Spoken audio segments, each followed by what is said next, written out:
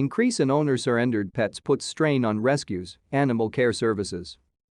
Animal care services and local rescues have too many dogs and insufficient space, putting them in a tight spot.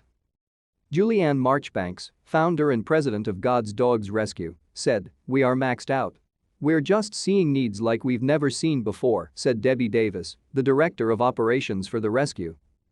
The kennels at God's Dogs Rescue's home base are full. Unfortunately, their fosters also have no room. In our rescue, we have over 500 dogs, Davis said. The rescuers said this is something they'd never seen before. They say owners are giving up their dogs at an exponential rate. I mean, 25, 30 a day in emails we're getting, asking us to take in their dogs, Davis said. To stay up to date with latest top stories, make sure to subscribe to this YouTube channel by clicking the button above this video. It's heartbreaking. And we really want to help. We want to help so much, Marchbanks added. Rescuers aren't the only ones feeling this impact. The same thing is happening at animal care services. We are experiencing a pretty high rate of owner surrender.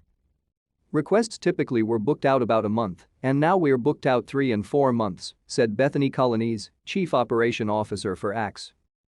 As the number of dogs in their care rises, Colonies said the number of placement opportunities is falling. They're coming up with creative solutions.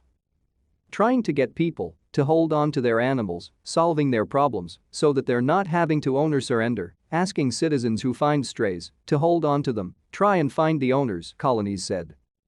Another part of this problem is a nationwide shortage of veterinarians, so it's harder to get dogs in to get spayed and neutered now. Colonies said that demand would need to be met to create a long-term solution to the dog overpopulation problem. The one resource that we really need for a long-term solution is lacking, and we're seeing the reduction of that. And, unfortunately, we're seeing the results of that right now too, Colonies said. Davis and Marchbank agree that more spay and neutering needs to be happening in the community to curb the trend. We really would love to see spay and neuter back out in the streets. You know, they had a mobile spay-neuter clinic that went out. And it was amazing because you had to get into those neighborhoods, Marchbanks said. The rescuers hope people reconsider instead of letting go of their pets and more people open their hearts to fostering.